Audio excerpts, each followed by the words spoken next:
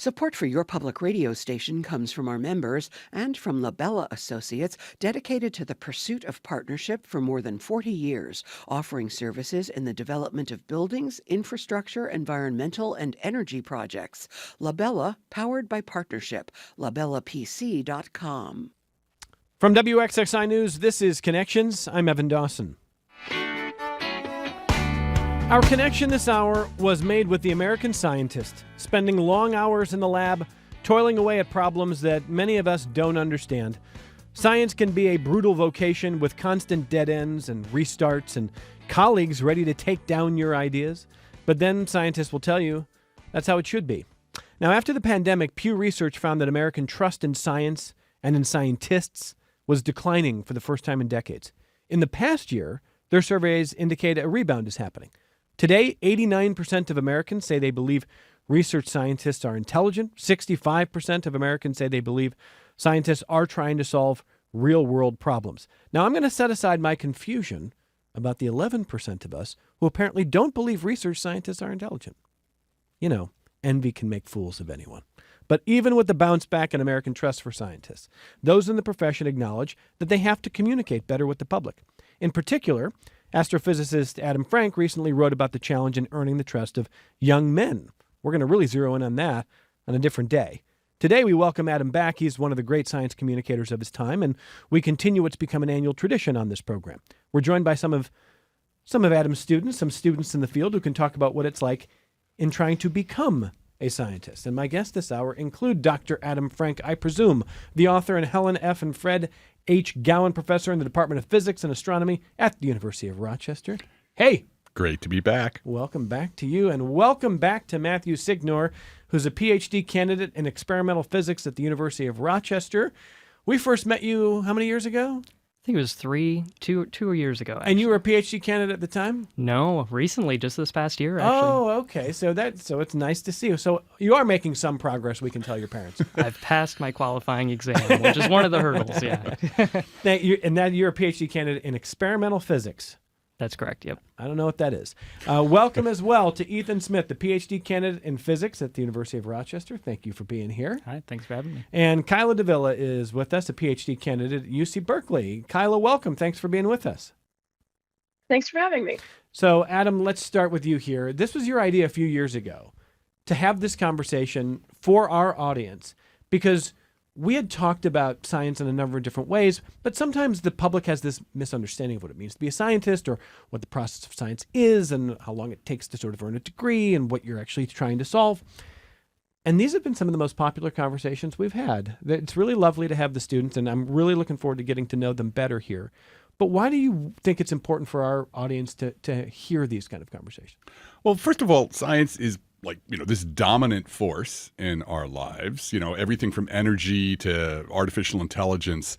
And so few people know any scientists. So few people actually have any experience in contact with scientists or know what it takes to become a scientist. And so I wanted to have these conversations with these young scientists because it's such a long process. It's such a process that requires so much dedication, enthusiasm.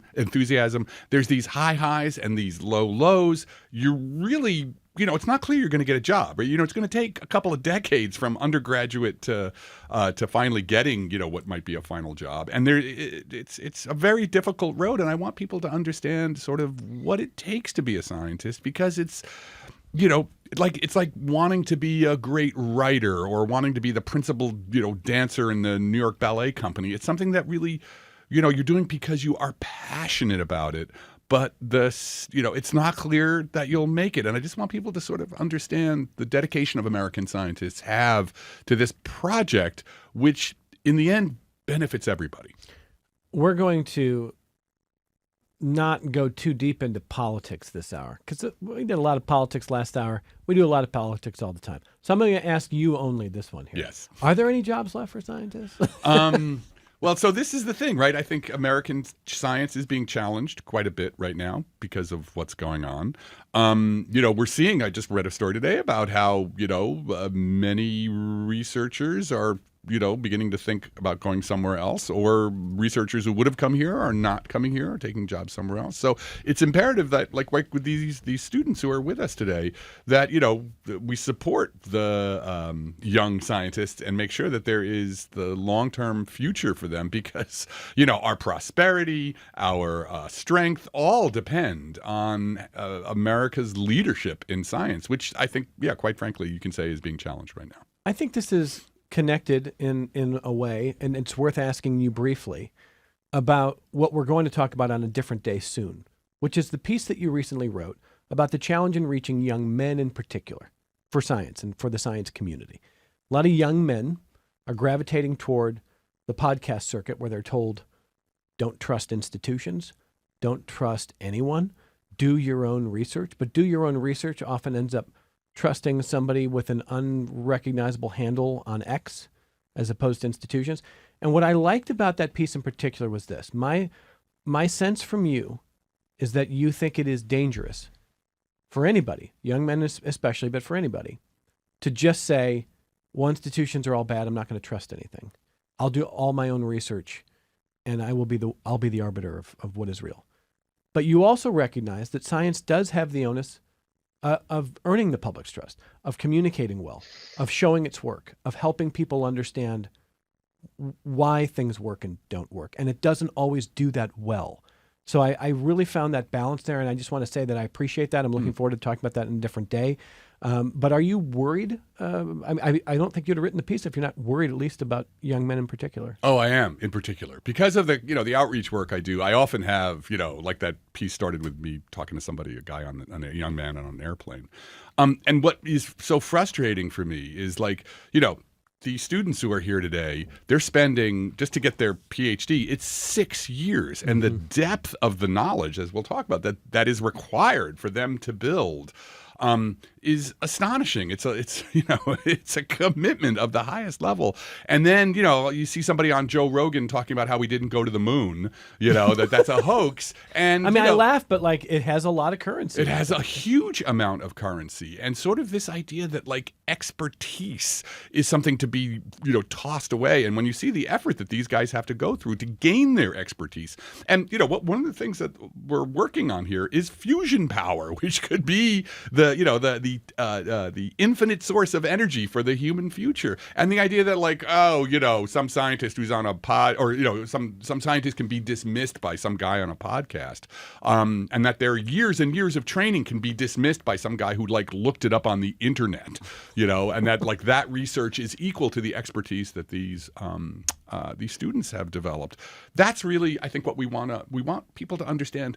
The blood, sweat, and tears it takes to gain this kind of expertise and this ability to do these experiments and find things out and then build something like a fusion generator.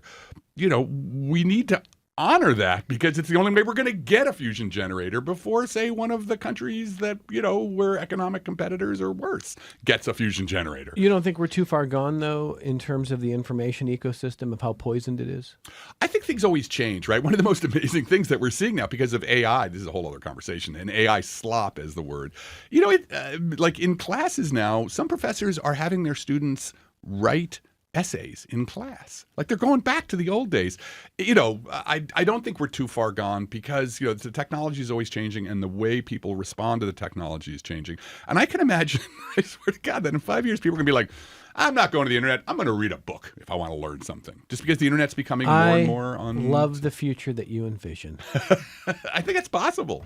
I love that. Well, let's get to know these students. And Matthew Signor, we first met you a few years ago. Now you're a candidate in experimental physics at the University of Rochester. What makes this particular physics so fancy that it's experimental physics? What is that? So the experiments that I've been doing the last 3 years now have been at the Laboratory for Laser Energetics on East River Road. There's this giant football-sized laser that I talked about a little bit last time that I'm lucky enough to get to shoot once or even twice a year, and actually I get awarded a couple days. And the way it works is about a year in advance, I propose my idea for an experiment, and then if I'm awarded that time, I spend the next year planning and setting up the experiment, and then on the day, from 8 a.m. to 8 p.m., I get to shoot the laser about 8 to 10 times or so. And when the laser is shot, depending on who you are, depending on what research you want to do, you can do a lot of interesting science. The science that I'm interested in personally is trying to recreate the conditions at the center of the Earth. I'm into the planetary science sort of aspect. And so my material of choice that I've been studying the last 3 years on these experiments has been iron, because we believe iron is at the center of the Earth. There's some other elements in the center of the core too. But what I've been doing is I've been squishing it to the conditions of the center of the Earth, and then with the laser, I'm trying to hold it at that pressure for as long as possible. And as long as possible isn't very long. It's about 10 billionths of a second, faster than you can even comprehend. But then during that time, I'm trying to create a situation that I've been struggling with. In fact, I haven't quite done it yet, but this year might be my year. We'll see. Where I can actually get heat to flow into the iron.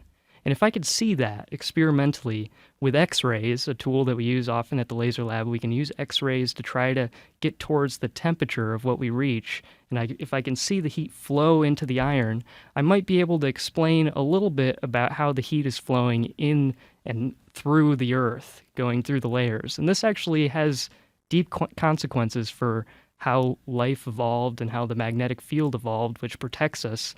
It's like our shield on Earth that protects us from radiation from the sun and keeps the water inside the planet.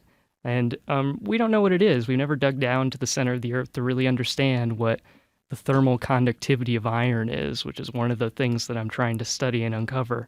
And it's a long road. Every year I have an experiment. I get a little bit closer, but I haven't quite made it yet. This is my third battle, I guess you could call it. This is my third round. And we'll see what happens. December 3rd is my next day.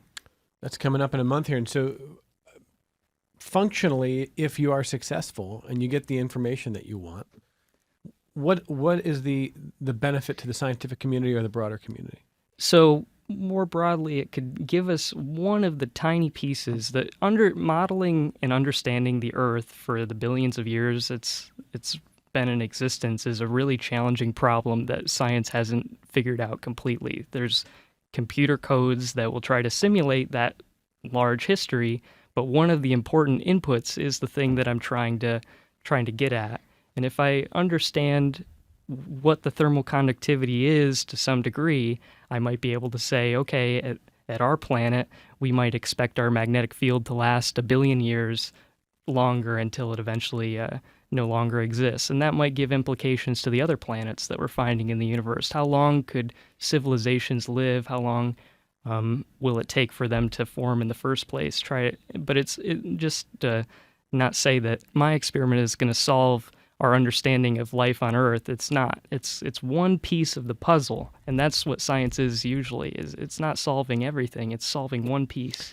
It sounds like an important piece, because one of the things that Adam and I have talked about on this program is how, in general, how poor we are as human beings of understanding timescales and really understanding the scope of the size of the universe, the length of time that we know that this planet's been around, that the universe has been around.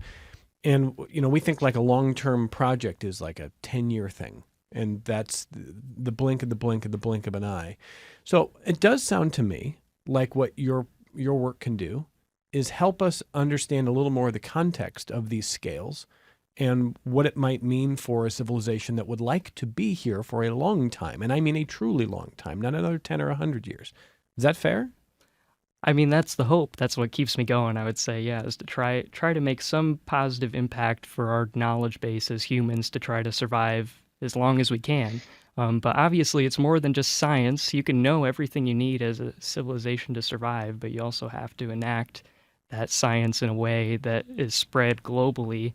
There's a lot more problems than just the magnetic field on Earth, as you know, that could hurt humanity. Yeah. Is using the laser safe? For me, yeah, it's very safe. I sit in a room. I mean, for me. For you, it's safe for you too. Yeah. There's a lot of safety features. So there's a team of 20 or so, probably more than that, maybe 50 or so people that operate the laser. And in between them and the laser itself is a 3-foot concrete wall that protects you from any radiation created.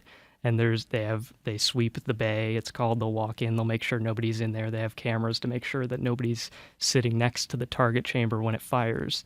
In terms of where I sit, you don't even feel the floor rumble. You don't even hear it really. It's almost like a firecracker. It's not like we're setting off bombs in the lab.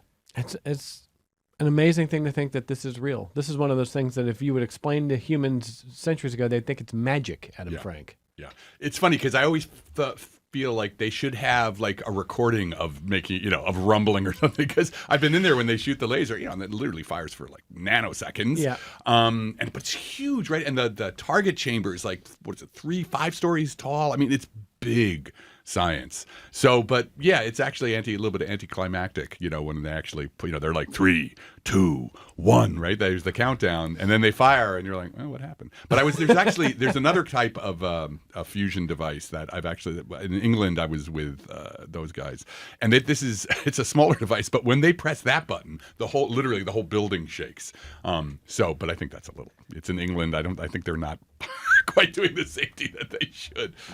I love the way Matthew is explaining the possible application of the work. I mean, like I feel like I'm not going to get all of it, but I mean, it's valuable and it's very, very hard. And I'm sure you're very, very proud. Yeah. Well, Matthew's is not my student. There's so all of this work is part of what's called the Center for Matter at Atomic Pressure. It's a large research grant that the University of Rochester and the LLE lead. It's what's called a Physics Frontier Center, and there's only a few of them in the entire country. It is a very large, very prestigious grant that the University of Rochester and the LLE got. It was a huge amount of work for us to sort of put in this proposal, get it back. And so there's many scientists at the University of Rochester and the LLE and Berkeley and Princeton and MIT. It's a nationwide consortium. So this is a big project. And so none of these guys are actually my students. We could talk about what goes on with actually having the student-professor relationship, which is really interesting. But I am. I'm really proud of what these students are doing. It's a really cool laser. I can't help, why is it that I'm like, can we put it on a shark's head? Do you know the movie reference? Yeah, no, it's Can not I just, that kind of... can we just get some sharks with freaking laser beams? We're closer than you think. Before we talk to Ethan and Kyla, let me grab a phone call from Paul in Rochester. Hey, Paul, go ahead. Hey, Evan. I have a question for Adam Franks about literally the multiverse and strand theory. How does he feel about them? The multiverse and string theory? String theory is kind of, I think, nobody really is excited about string theory anymore. Like there was this whole thing, back in the 90s, and it did not pan out. So yeah, nobody thinks string theory is true or is really that much worthwhile. And the multiverse, I'm not a big fan of it either. Because again, it was this like super abstract sort of stuff. Whereas, the things we're talking about today, right? We're talking about planets, Earth. We're talking about exoplanets, planets orbiting other stars, whether or not they can have life, whether or not they can have civilizations. And that stuff we have real data for. The multiverse and string theory are these abstract theories that it's not really clear you can either, whether you'll ever get data for them. Whereas here, we're talking boots on the ground, both experimental in the laboratory studies and astronomical with using telescopes. So this is even though it sounds crazy, what is the magnetic field on a planet 100 light years away? This is stuff we're starting to learn how to measure. Some of it we're already measuring, some of it we're doing in the lab, some of it we're doing with telescopes. And over the next 10, 20, 30 years, we're going to be able to measure magnetic fields on distant exoplanets. Anything you want to add there, Paul? No, thank you very much for that. Bye. Okay. I think Paul was hoping for somebody more down with the multiverse. But. Nah, the multiverse. No, this is the real science. I find that branch that people should understand that because that sort of whole branch of fundamental physics is kind of stalled in some ways. That sort of hyper theoretical, whereas we're making... Because you can't test it? You can't test it. No, it's not provable. You can't prove that the multiverse exists. If you could, then it becomes science. Then it's okay, then we can start taking it seriously. If you can't do an experiment or any theory you can do theory all day, but if you don't have an experiment to back up your theory, then it's not science, it's opinion. All right, so before we turn to your colleagues, Matthew, just 2 more quick ones for you. What percentage chance do you think it is that we're living in a simulation? Right? So one of those opinion questions, you can't really test it. I didn't ask you to test it. I want whatever you I to guess. whatever I say is an opinion, right? It's not science. So I would say it's 99.999. That we're living in a simulation? Yeah. Oh, okay. I'm okay. I didn't expect that one, did you? Yeah. No. Are you think serious? Yeah, but there's no way to test it. So I'm not saying we should test it. I'm not saying this is a scientific statement. I just want your guess. You think it's like very highly likely that we're living in a simulation? I go back and forth, but For the moment, yes. For the moment, sure. Yeah. I think it's possible. Yeah. It would make me feel better about everything. Like we didn't screw up so bad. This is just a simulation that we're programmed to do. Wow, that's really very interesting to me. And give listeners that we've talked about this before. I think this is always instructive. Can you give the audience a sense for a hard day in your scientific career where you feel like it's a lot of work and it may be a dead end or it may not be? I can say what you're hoping for. What you're hoping for is to get good results. But you're not trying to game the results. I understand that. But take me through what can be difficult about it. This happens to every scientist in their career, where, especially for my experiments where I'm gearing up a whole year, it's very hard for me to not at least hope for results to go a certain way. I want to get the thermal conductivity, let's say. And when last year, for example, when the results didn't look in the way that I was expecting, that hurt, because then it's like, okay, now I have to try again next year. Will this even work ever? You have doubts. One of the other hardships that I've had have been when the things you're trying to shoot are not actually in the correct orientation. There's been a situation where my targets were flipped around backwards accidentally, and it was a big, tough loss. So what do you do? Well, you have to keep going. You could quit, right? Some people quit, but no, if you can see a path for the future that could be successful, I think it's worth going. At least I'm going to keep going. Isn't there value in the result not being what you expected, though? There's still value in right. it, There is still value. And so, yeah, I'm not going to throw that data away. I'm still going to analyze it, and it's just not going to be a high of a tier of a publication in the end, yeah. Are you a better scientist today as a result of it? Oh, for sure, right? Yeah, of course you are. Can I just say something? I mean, this is the thing I really want the public to understand, right? You do an experiment and you don't get the result you want. Like, this is what drives me nuts about the Joe Rogan stuff. Like, you're stuck with it didn't work. You can't fake it. You can't just like try and talk your way out of it. The data didn't, show up. And like, that's what it means to be a scientist. You are beholden to the world. Science is a dialogue with nature. And if nature decides to like razz you, that's what you get. And so this is this idea that, and especially as a young scientist, your whole career really can rest on, did I get the data? The honesty, right? The one thing that we scientists have that people don't understand is our integrity, right? That's what people, either our fellow scientists will trust us because we went where the data went, or we're done. So that's a really important point right there. Ethan Smith is a PhD candidate in physics at the University of Rochester. Why don't you tell us a little bit about your path here? We've gotten to know Matthew. Tell us about your path to science and what you're working on right now. Yeah, so I majored in physics in undergrad at Geneseo, and that's where I sort of got introduced to physics research through the strong undergraduate research program there. And I sort of became enamored with the idea of experimental physics, doing things in the laboratory, understanding deep truths about the universe based on what nature tells you as a result of those experiments. And so then I decided to pursue graduate school in physics down the road at U of R. And, just so happens that we have two of the largest lasers in the world at the U of R, at the Laboratory for Laser Energetics.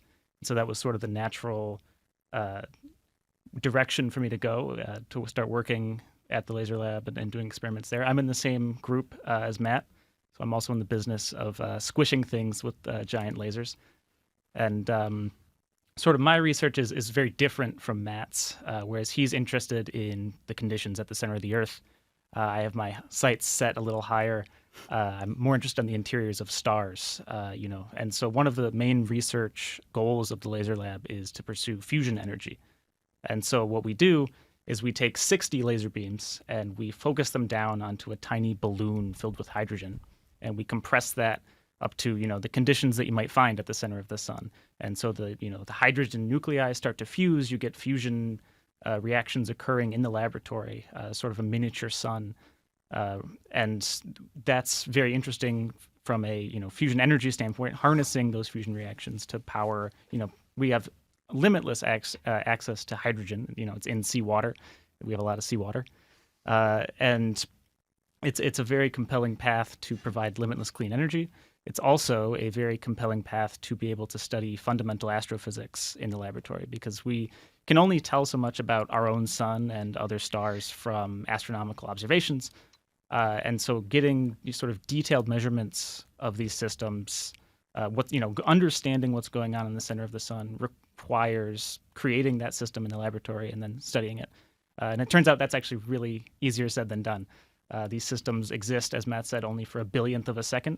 It's millions and millions of degrees, very high density as well. And so getting information out of these experiments is an exercise in data science that is incredibly non-trivial. And that's what I focus my PhD on, is novel statistical analyses and machine learning and things like that, to be able to interpret these measurements that we get of these complicated systems, and hopefully say something about the interior of the sun from that. When you talk about the interior of the sun, I admit that the first thing I think is, if we're ever going to get a Dyson swarm, it's your work that's going to get us there. But practically, that's probably not what you are hoping. What do you see as a possible application of this kind of knowledge going forward? So I think part of the science, the impact of this work is purely fundamental science, right? Most of the matter in the universe is in stars, and understanding how the interior of those stars looks is interesting from a fundamental physics level. These are very extreme high pressure systems. And so we're the center for matter at atomic pressures. Atomic pressures meaning if you take the energy of an atomic orbital and divide it by the volume, that gives you a pressure. And that's what we call atomic pressure. It's about 27 terapascals, which I don't know what that is in normal people units. But really large. It's a very, very high pressure. And so if you start to exceed the pressure, this atomic pressure, you start to change the fundamental structure of the atom, right? Because things look very different at high pressure physically than they do at atmospheric pressure. And so our concept of the atom, of quantum mechanics, of even special relativity changes dramatically at these extreme conditions. And so one of the things I'm really interested in is sort of pushing the limits of these physical theories, right? Pushing them into regimes that they were never designed to go to. The Schrodinger equation, is great, but you can throw that out the window when you're at the center of the sun and you're in a very, very dense plasma environment. And so understanding how these, the extreme pressures in these astrophysical systems and in the laboratory plasmas that we can create here on Earth, how that changes our understanding of fundamental physics is really what I see as the primary benefit of this work. Tell me about a hard day you've had. So I'm in my 6th year of graduate school, so hopefully the last one. And I have done a lot of experiments. These are intensive things to plan. You have to propose them years in advance. And so I have done a lot of work. I've done a bunch of experiments on the laser, and I had this sort of capstone experiment planned where I was going to shoot these very fancy new targets with the laser. And I, coordinate with the vendor. They said, sure, we can make these. And it turns out they were little tiny glass balloons filled with hydrogen gas, and they all popped. And so I didn't have the targets that I was planning to shoot. And so this was going to be, my magnum opus, my swan song. And I just didn't have any targets to shoot. So I had to pivot and, come up with a new direction for what's going to be the sort of capstone paper that I get out of this. And so, that's the past year-ish of my graduate school career has been trying to pivot and find a new direction. I mean, we can laugh about it now. You probably weren't laughing on the day when this happened? You can't help but laugh a little bit. I mean, so much goes wrong, especially in experimental physics. Anything that can go wrong will absolutely go wrong. I mean, every graduate student has a horror story of an experiment, an act of God that ruined an experiment. And it's one thing when you have, when you're in a small lab and you can do 10, 100 experiments a day with your small laser. When you have a giant football field size laser, we're shooting maybe 10 times in a day, and you get 1 to 2 days a year. And so if something goes catastrophically wrong, that's a year's worth of planning out the window. And so it's sort of there's a gallows humor about it. It's like you can do all the planning you want over the course of the year. Yeah. Where, and of course, a squirrel's going to chew a wire on the roof, or something that no one's ever thought of is going to happen, and you can't plan for that. So you just have to cross your fingers and hope that you get data, and a lot of it is being flexible, being resilient in the face of adversity, especially over a long time scale of 6 years. So 6 years is a long time. No, I mean, honestly, just the resilience that you're talking about is something that anybody, whether you're in science or not, we could all stand to have probably some more resilience. Ethan, what do you think the general public misunderstands the most about the process of science? I think people don't understand what it takes, what a scientist's day-to-day life entails. I think people skew one of two ways. They either think that I'm the mad scientist in the laboratory creating Frankenstein's monster, or they think that I'm doing in a lab turning wrenches all day and not seeing the sun ever. And it's a little bit in between the two. And I think science is incredibly mundane a lot of the times. I spend most of my time writing Python code, running simulations, and I get my one shot day a year, but most of my time is spent planning for that shot day, and it's very mundane and boring. It's just like any other job. But I think what people need to realize is that the reason that we're doing all this mundane work is because we're really excited and passionate about the fundamental and interesting science that we're doing. Like, we're not in it for the money. We don't get paid very much as graduate students or even as scientists after we graduate. We're doing this because we love it, and you have to love it to do something for very little money for 6 years. Indeed. Face so many setbacks. All right, Ethan. So what percentage of the chance that you think it is that we're living in a simulation? I'm going to go for 0%. I would need evidence to persuade me that we're in a simulation. You can't, but you have to leave the door open. Okay, don't you? all right. Matt said 99.9. I'll go 0.1. So right. We got all our bases. If you average those, it's 50-50. I think Adam Frank is closer to 0. I am fully on 0. We are not in a simulation. And anybody You can't who states say that. it's one thing to have it right, an opinion, You but can't anybody who prove it. actually You states can't like prove we're it. living in a simulation is just like, where did you get that? This is a ridiculous science fiction idea. There's no basis for it whatsoever. It's like, Have you watched national politics in recent years? Isn't it at least plausible that this is somebody's idea of a joke? no, this is just the people are, it's just it's evidence that the world has a sense of humor. It has sense nothing of to do humor. with simulations. But you can't prove it's 0. You got to leave the door open for me. 0.0001. 0, after 10 to the 1,000. minus 26. It's 26 one. point and then point decimal place and 26 zeros and a 1. Then a 1. We're having a great conversation with Dr. Adam Frank, who is an astrophysicist at the University of Rochester, and some PhD candidates who are talking about their experience becoming scientists, doing the work that could eventually lead to that PhD, but also the kind of work that could really affect the field of science and in some ways our lives. And so we're having a great conversation with them. We got to take our only break. We're going to come back, talk to Kyla, and we'll entertain some feedback from the audience as well on Connections. Support for your public radio station comes from our members and from Jewish Home, believing older adults are not defined by their age, offering a portfolio of care in a community where all are welcome. Jewish Home, come be you. More at jewishhomeroc.org. This is Connections. I'm Evan Dawson. All right, before we get Kyla, let's get Herman in Brighton next on the phone. Hey, Herman, go ahead. Hi. I think there is a much broader underlying problem that leads to and explains the fact that there is so much denigration of science, and not just science, but expertise in general. And what I think is the big underlying problem is a lack of critical thinking skills.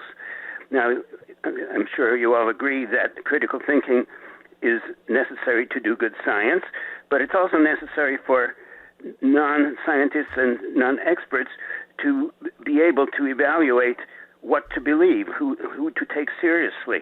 And so I wanted to ask, do you have any ideas as to how to teach the general public critical thinking skills, preferably starting already in school? But on the other hand, we can't wait for a whole new generation to grow up and that will be able to think critically. Is there a way to spread and encourage critical thinking skills among the adult population? Yeah, it's a good question. Yeah, thank you, Herman. I'm going to start with Adam Frank. Go ahead. I think just doing the first level is just doing exactly what we're doing here. Is scientists talking to people about how they go about their business of learning things and being critical of our own results. Science was invented by human beings as a way to not fool ourselves. And that whole process that is a great description. It is. That is a great description of what science is. Yeah. And so I think this is the beginning. I think the problem really with the technologies, as we talked about information technologies over the last 15 years, has really put a dent in our ability to do that. And where do we go from here? I'm not clear, but I do think there's a certain way in which it may take care of itself, as we talked about. Well, let me ask your colleague who's going to join us now, Kyla Davila, who is with us, PhD candidate at UC Berkeley. Kyla, do we have a critical thinking problem in this country that as you look around, maybe your non-scientific colleagues, do you feel like you're on an island, or how do you feel about it? I certainly do see a critical thinking problem, mostly in my generation, or maybe this is where I most perceive it because that's what I interact with most. I think the consumption of so much internet content, we often take as like a ground truth, but then like especially news that I see, actually teaching people to get more specific information about what actually happens as opposed to taking what's given its surface value, I think has become problematic with this just like flood of information we get constantly spending time on the internet. Well, I want to say as we get Kyla's story, I feel the frustration that Herman feels, and I feel it myself in that so many of the conversations I have with Adam, we cover a lot of stuff, but we always come back to the wonder of just being alive right now and the opportunity that we have. It seems like a good possibility that there's intelligent life elsewhere, and we may never see it or find it or hear about it, and we may be the only one. There's a lot that we will not know, or maybe not know in our lifetimes, or maybe never know. But there's a lot that we still can know right now. There's so much great opportunity with all of the modern tools of technology. It's almost like we don't have an excuse to be poor thinkers, and yet so many people are just doing the laziest amount of work possible. And I'm guilty of it too at times. Probably everybody except for the people on the panel who are like the top of the thinking food chain. But everybody can fall into the traps. It's just recognizing it. Yesterday we talked to an expert on the usage of propaganda, AI, and social media around the world, and the way that we are just trained to get on social media and get angry. That's what literally governments around the world want us to do. And we're like, yeah, but there's somebody wrong on the internet. Max Power 8641238 said something mean, and I need to respond for the next hour. And now I'm angry. It's just the worst use of our time. The best use is what people like Kyla are doing. So let's get Kyla's story. And Kyla, the floor is yours. Tell us what you're working on as a PhD candidate and how you came to science. Yeah, absolutely. So as an undergrad, I studied chemistry and planetary science. And now as a PhD student, I study high pressure material science related to planetary interiors. And so through CMAP, we have this awesome scientific collaboration between experimentalists like Matt and Ethan and people who do what I do, which is exclusively computational work. And so really what that means is that we use some of the biggest computers in the world, which we have to beg for time at, to study materials at a huge range of properties. And one of the most important reasons that we use computers here is that the conditions that we try and study for deep planetary interiors are at such extreme pressures and temperatures that it requires really intense instrumentation like these lasers that Ethan and Matt use. And so obviously this is quite expensive. It's hard to get time on them, as they've described. And so using our computational methods, we can simulate these material properties at these conditions much more easily. So they might have to wait a year to get a shot on their material of choice. I could probably get a simulation going on this material by the end of the afternoon. And so it really opens up our ability to understand what's happening deep inside planets. And so particularly what I focus on is studying the deep interior properties of Uranus and Neptune, which are quite unlike all of the other planets in our solar system, but which have been shown to be some of the most like what we call ice giant planets, which are really dominated, we think, by large amounts of water and methane and ammonia, seem to be one of the more common types of exoplanets in the solar system, at least by our current detection methods. And these planets are incredibly strange. They've only been visited by a single spacecraft in human history, which was going on 40 years ago now. And so there's so much that we don't understand about them, and that's really tied to having an incomplete understanding of how these materials behave at these really extreme conditions. So, Kyla, and so the work is really... Oh, I'm sorry. I just want to jump in. If we get a better understanding of them, what's the benefit to the scientific community? Yeah, absolutely. So I think foremost is just basic science, understanding what these planets are actually made of and what their geophysical properties are, which I find really quite exciting. And there was a point at which the American populace was, really enthralled with space science as well, perhaps a generation before now. But studying these materials is also really important for things like fusion experimentation.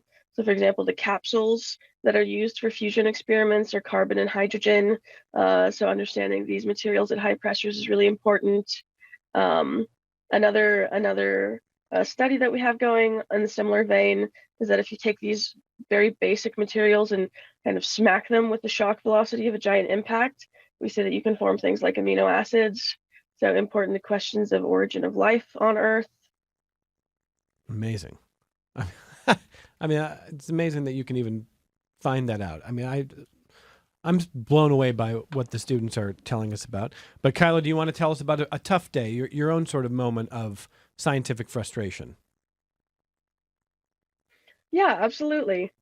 So I think we certainly have moments of like technical frustration of like, oh, the simulation is not working well because our parameter choices are not accurate enough.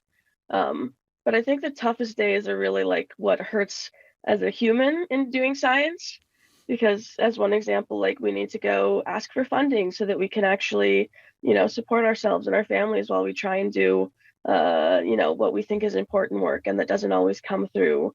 Or I mentor a lot of undergraduates, and they deal with a lot of their own frustrations in terms of feeling like, are they capable?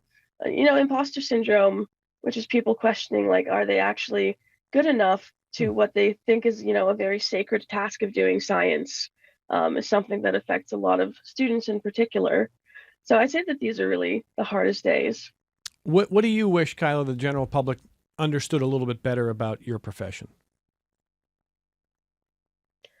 I think foremost that scientists are people that are just really trying their absolute best to improve our understanding of the world in a way that furthers the human experience, furthers technology, and that scientists really don't come into results with this politicized opinion. And by that I mean like scientists come to a result and they share it, but they're not really married to it. Like what they really want is for the truth to be known, not for a specific truth to be known. I think that's well said. That was very well said. Very well said. Very well said. All right, Kyla, you got to weigh in on the simulation. What's the percentage chance we're in the simulation? Okay, I am a simulation person. All right. We got a debate going. Yes. Absolutely 0%. I will not open the door to. Wait, you set us up there. I thought you were like pro simulation. Yeah. No, just the complexity of the simulation. Like, I would love to have the computers that it would take to run an Earth simulation. I see. So I say 0%. I see. So what you're saying is you do a lot of simulations. You know how hard it is to do simulations. this ain't a simulation. But this is great. This is like this is where this is the great thing about being a graduate student, right? Because you're hanging out with your friends. Most of your friends are graduate students, right? Because you're hanging out all day together, and it's these kinds of topics will come up. Like you'll get into a discussion about alien life or something. In fact, the Fermi paradox, the very famous Fermi paradox, was a bunch of scientists on their way to lunch. It was like a lunch break. It was a lunch break, and they're like, "Hey, man, where is everybody? Where is everybody?" Right. And so this kind of question about simulations, sometimes it'll lead to research, right? Sometimes you'll have a discussion and be like, oh, well, how would you think about the probabilities of this? And then 3 days later, there's a paper that you wrote and that you send in. So well, I apologize for in telling you that David, who's listening, wants to email about this subject. He says, what's the evidence of simulation? Stuff that doesn't make sense. In the real universe, there's some sort of hidden variable reality that governs wave function collapse. Like Einstein said, that's the only thing that makes sense. But it's too involved to simulate. Would require more computational power than the simulation is able to perform. By definition, would require the entire real universe. So in your simulation, you throw in a couple of random number generates to select up or down or left or right and call it a day. He says, my next one. The simulation can't handle all of the particles in the real universe, but without them, the simulated universe flies apart, so you invent stuff to hold it together. In the simulation, that appears as dark matter and dark energy. That's David. All right, Adam. Way to go, David. I can't even begin to say, but go for it, David. I think what Adam's trying to tell you is that's wrong. Well, there's so much in there you don't even know where to start. But it's good that David is like fun. David's clearly having a good time thinking about these things. There you go. No, that's fun. George wants a quick definition on the scientific method for the public. Can you guys do that? One of you guys want to hit that? Uh-oh, they're all looking at each other. All right, Ethan, you're up. So, scientific method in general, you start with a hypothesis, a scientific question that you're pondering. You probably have an opinion how it's going to go, so you design an experiment to test that hypothesis. You do the experiment, probably doesn't work, but eventually you get it to work. You get a result that either confirms or refutes the hypothesis, provides evidence or provides evidence against that hypothesis. And you draw your conclusions based on that, on the best available data that you have in order to improve your understanding of the world around us. And that's sort of the essence of the scientific method in my view. Matt, can we use it in everyday life outside of science? Absolutely. In fact, pretty much everything you do in life, every hobby you have, you could apply science to. And pretty much like any hobby that you might have outside. So music is very scientific. Writing you can make that scientific. Apply it everywhere. Cooking is actually, I think, a great idea. Cooking is like, I made this last time and now I'm making again, but I'm going to change something. I'm going to change the recipe. And it's like, that was horrible. That didn't work. So, yeah. Scientific method. Scientific method. George, thank you for that. Jim wants to know if our guests think that AI will lead to more critical thinking or a collapse of critical thinking because people rely on AI. So we talk a lot about AI. AI is obviously going to be used in the scientific community in different ways. And that's a whole other show, but we'll be briefly, and I'll start with Adam. AI is going to help with critical thinking or will be outsourcing our critical thinking? Actually, let's pass this to Kyla. It's because she's a simulation person. Oh, yeah, there you go. So yeah. What do you think, Kyla? AI, critical thinking. I think that eventually AI will lead to an improvement in critical thinking, because I think that for anything that requires deep thought, AI is still quite poor. And I think that university students in particular are learning this right now as they're, finding that AI does not do a good job plagiarizing their essays. And so I think that, or I hope that AI use, will show students you actually need to go back to a primary source and do some real reading as opposed to just trusting what some online page is telling you. My opinion, Adam Frank, is that Kyla is correct for what the potential of AI is, and that there will be a subset of the human population that will use it that way, to be smart and thoughtful about it and see its limitations, but want to level themselves up. I'm concerned about the non-scientific population of human beings, and I think 95% are going to see their critical thinking erode with it. That's what I worry about. Like I said, I think this whole idea of AI slop, which is a whole other conversation. I mean, it's growing so rapidly that I think it's quite possible that within 5 years you won't be able to trust anything on the internet, and it'll become. I think people are going to say, in some sense, we may be seeing the death of this version of the internet coming faster than we think about it. That's really interesting. And so I think in some sense it will come a point where like nobody uses the internet that way anymore because it's all just junk, And so it's a really interesting moment we're living in, in that way. Yeah, and Matthew Signer is going to be disappointed that we only have 90 seconds left. We can't talk aliens. Oh, you want to come back? You want to come back in another day? Oh, I'd love to next year. You want to talk alien? Because you got to be very high on alien existence. Come on. Oh, of course. I think Now that's likely 99.9. 99.9. There we go. Now we have some agreement. You're at like 99.9. Okay, with a lot of nines and then a zero. Yeah. Okay. Sure. No, that's a question for another day because we've got questions on that. Every time Adam's on, people want to talk aliens, like the latest with aliens. We try to avoid things like Avi Loeb. We talked about it one time. Avi Loeb. See, there's examples of scientists who lose the plot. However, I want to thank the students for taking their time, and Kyla joining us remotely as a PhD candidate at UC Berkeley. You are all welcome back to share your adventures and to share your stories in the future. Our listeners and the American public at large will be better for your skillful scientific communication. It is really important, and you're all very good at it. So I'll start with Kyla and say thank you. Thanks for joining us, Kyla. Great having you on here. Thank you for having me. It's always fun. Ethan Smith, all right, same deal here. Come on back here. Tell us how things are going, and thank you for taking the time to engage with the public on this. We really appreciate that. Thank you. Appreciate it. Matthew Signor, that laser's going to work one of these. I mean, it works. One of these days. This year's man, my year. This is feel it. We're like 4 weeks away. He's like a Mets fan. This is the year. This is the year. This is the Man, year. Bills are going to win. I can feel it. Good luck to you. Big month coming up here. We'll be thinking about you. Thanks for being here. Thanks. And Adam Frank with the University of Rochester, thank you very much. This is such a great conversation. Super fun. These students are remarkable. They are. From all of us, thank you for listening. Thanks for being with us on our various platforms. It's been a packed day here. And thanks for being wherever you're at, whether on YouTube. Please like and subscribe. Thanks for joining the WXXI News YouTube channel there. Or if you're listening on the podcast, if you're listening live, wherever you are, thank you. And we're back with you tomorrow on member-supported public media.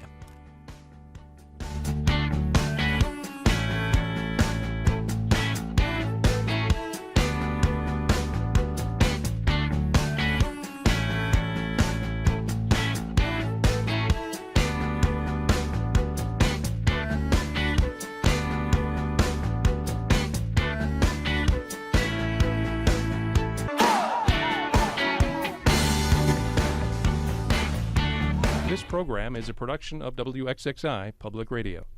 The views expressed do not necessarily represent those of this station, its staff, management, or underwriters. The broadcast is meant for the private use of our audience. Any rebroadcast or use in another medium without expressed written consent of WXXI is strictly prohibited. Connections with Evan Dawson is available as a podcast. Just click on the Connections link at WXXInews.org.